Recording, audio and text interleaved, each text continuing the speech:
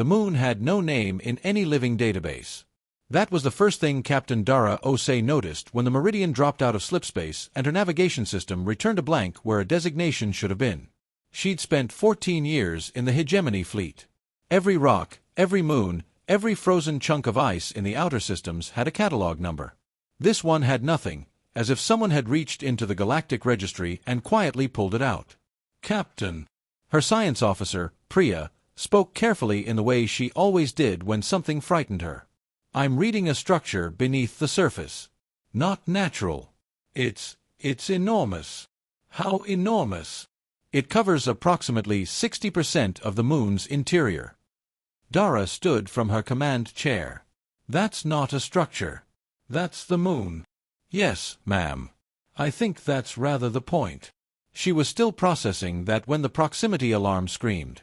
A ship had come out of slipspace off their port side, close enough that Dara felt the gravitational disturbance in her teeth. It was not a human ship. The design was all wrong, too organic, curved like something that had grown rather than been built, its hull a deep amber that seemed to absorb light rather than reflect it. She recognized the configuration from intelligence briefings. Chorus-class vessel. Belongs to the Ven. The war between humanity and the Ven had been grinding for 11 years.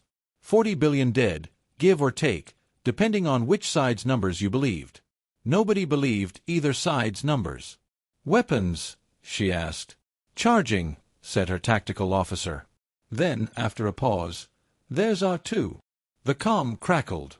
For a moment there was nothing, just the strange resonant silence of deep space, and then a voice came through, translated by her ship's interpreter in real time, slightly flat in the way all translations were, like music played on the wrong instrument. "Human vessel. This moon is claimed under Ven exploratory rights, treaty section." "We arrived simultaneously," Dara said. "Our slipspace logs will confirm it." "You know it." "I know it." She paused. "Who am I speaking to?" A longer silence. "Captain Sev, 7th Choir, Ven Deep Range Command." "You." "Captain Dara Osei. Hegemony 1st Exploration Corps." She looked at the moon on her view screen, gray and featureless, unremarkable, hiding 60% of itself underground. "I think we should go down together." She heard something in the silence that followed. Not hesitation exactly. More like the sound of a very careful mind at work. "Together." "Together," she said. "Because if either of us goes alone, the other one will shoot them on the way back up. This way, neither of us has to." The Ven shuttle was faster than hers. Dara noticed that immediately and filed it away. Sev waited for her at the entrance to the structure, a seamless seam in the moon's gray surface that had dilated open the moment their ship's transponders got close, as if it had been waiting for exactly this combination of visitors. Sev was taller than she'd expected. The Ven were roughly bipedal, roughly bilateral, roughly humanoid in the way that convergent evolution sometimes produced across unconnected worlds, but the details were different in ways that the eye kept snagging on. 4 eyes arranged in a slight arc skin that shifted color in the outer range of Dara's perception, almost subliminal, like a conversation happening just below her ability to hear it. 2 of Sev's 4 hands were clasped behind their back in what the cultural briefings called a posture of deliberate non-aggression. They were doing it on purpose. They knew she would know what it meant. She kept her own hands visible and loose. "The door opened for us," Sev said. Their translator gave them a voice like low brass, a cello, maybe, if cellos had been invented by a different species entirely. "It was expecting us," Dara agreed. "That should concern us." "Enormously," she said. "Shall we?"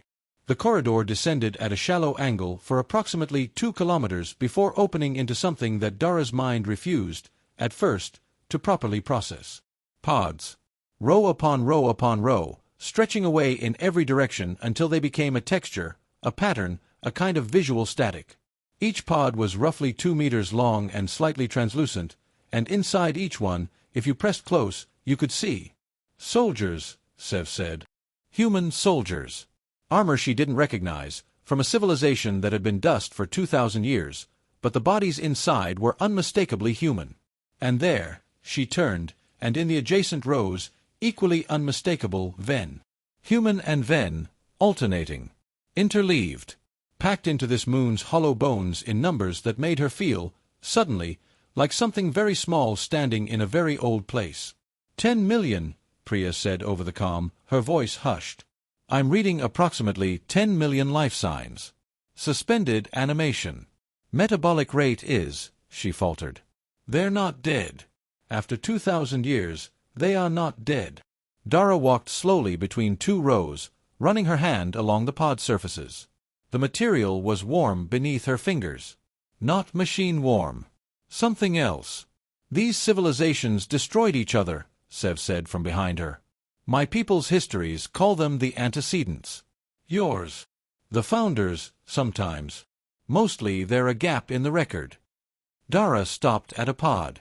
Inside, a man in ancient armor slept with his face perfectly calm, as if he'd simply decided to take a nap and would wake up at any moment, mildly annoyed about missing breakfast. He couldn't have been older than 23. What happened to them? War, Sev said. Just that. And these 10 million soldiers, they survived it? Apparently. Sev had moved to stand beside her, looking at the same face. The question is how they came to be here. The answer came from the walls.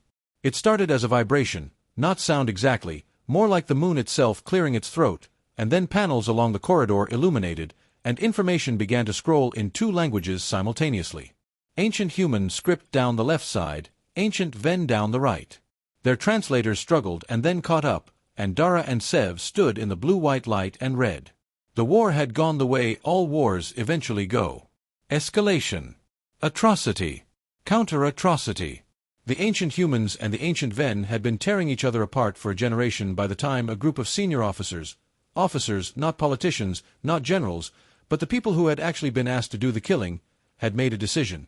They had refused. Not fled. Not defected. Not surrendered. They had gathered here, in numbers that made Dara's chest ache when she really let the figure land. 10 million soldiers, 10 million people who had been given weapons and orders and had said no, and they had built this place together, and they had lain down together in the dark and put themselves to sleep. We could not stop the war, the walls said. We were not powerful enough for that. But we could remove ourselves from it. We could choose not to be the instruments of destruction, even when destruction was commanded of us. Our civilizations burned. We knew they would. We could not save them. But we are still here. Dara realized her cheeks were wet. She didn't wipe them. We will remain here until someone comes who is worthy of waking us. Not worthy in the sense of power. Power is easy. Power is the least interesting thing a person can have. Worthy in the sense that matters. You will know what we mean. You will know it because when you read these words, you will feel it. The question we are asking is not difficult to understand. It is only difficult to answer honestly. Are you worthy? The walls went dark. They walked back to the entrance in silence. The moon breathed around them. That was how it felt, that steady warmth, that sense of immense and patient life. And neither of them spoke until they were standing again in the thin cold light of the surface, their ships visible in the sky like two very different stars. I have orders, Sev said. So do I. My orders are clear. Wake the army. The army that wakes them belongs to them. Sev's skin did the color shift thing, and Dara caught the edge of it this time. Something in the blue-gray range, something that the briefings had categorized as reluctant honesty. I was told it would end the war. I was told the same thing. Dara sat down on the moon's gray surface, which felt faintly absurd and also completely necessary. It wouldn't, though, would it? It wasn't a question. Sev seemed to understand that. No, Sev said, and sat beside her. Their four eyes looked up at the two ships hanging in the gray sky. Hegemony Command would see a Ven army. They would escalate. And Ven High Choir would see a human army, Dara finished. And escalate. She exhaled. 2,000 years ago, 10 million soldiers looked at an unwinnable situation and found a third option that nobody had offered them. They looked at the question they were being asked and refused the premise, Sev said slowly. We're being asked a question right now. Yes. Sev was quiet for a long moment. My people's word for what those soldiers did, there isn't a clean translation, but it means something like the refusal that requires more courage than the fight. Another pause. It's considered an insult, in most contexts. The highest praise, in a few. In human history, we call it conscientious objection, Dara said. We've been pretending it's cowardice for centuries because it's easier than thinking about what it actually costs. She looked at her hands. 11 years of war.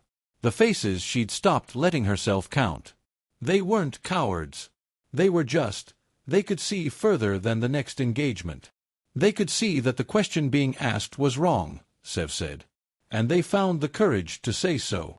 The silence stretched out comfortably between them, which surprised Dara. She hadn't expected comfortable silence to be something she could share with a venerable. She filed that away too, in a different category than before. What do we do? Sev asked.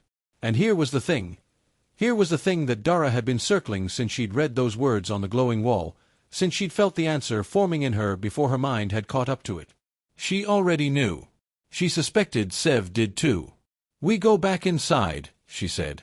We find the message system. There must be one. They built this place to be found, and they built it to communicate. We record a message. She turned to look at Sev fully. Both of us. Together. And we send it to everyone. Hegemony command. Then high choir. Everyone. We tell them what we found. We tell them what those soldiers did and why. We let every person on every side hear a 2,000-year-old no spoken in 2 languages at once. She paused. And we tell them that we are leaving this army where it is. Sev was very still. We will both be court-martialed. Yes. We may be executed. My people's laws regarding dereliction in wartime. I know. And the war continues. We change nothing. We change one thing, Dara said. We answer the question honestly. We say, we are not worthy yet. Not the way they meant. But we heard them. We understood. And we're going to try. She looked at the moon's surface, this impossible monument, this archive of the most extraordinary act of collective courage she'd ever encountered. Maybe that's what worthy looks like. Not the destination. The direction. Sev was quiet for so long that Dara wondered if she'd misjudged, if she'd miscalculated something fundamental about who Sev was, if all of that careful open-handedness had been strategy rather than character. Then Sev said, in my language, the word for peace and the word for endurance are the same word. I always thought that was because peace was something you had to endure. I think now it might be the other way. What do you mean? I think peace is something that endures. That outlasts everything else. That waits. Sev gestured at the moon around them. 2,000 years. And here it is. Dara stood and extended her hand. The human gesture, the one that meant agreement and trust and hello and I'm not going to shoot you, the one that was just 2 empty palms pressed together, nothing hidden. Sev looked at it for a moment, then raised one of their 4 hands and pressed it flat against Dara's. They went back inside.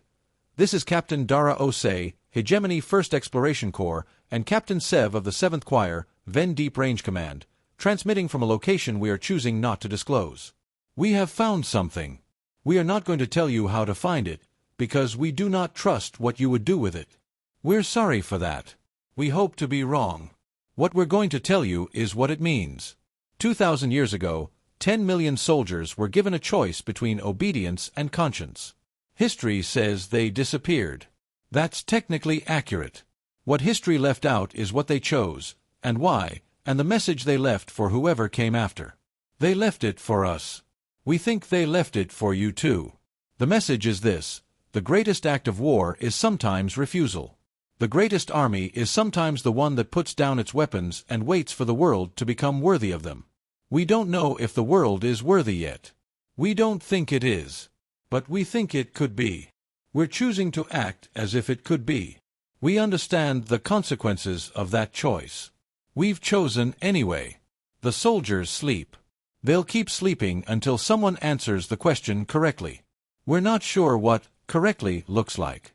We think it might look like this: 2 officers, from opposite sides of a war that has killed too many people for either of us to count, sitting on a cold moon and agreeing that the question being asked of us is wrong, and that the right answer to a wrong question is silence. They waited 2,000 years. We think they can wait a little longer. We're working on it. Dara and Sev. In the moon's hollow heart, 10 million soldiers slept on. They had time. They had always had time. That was the whole point.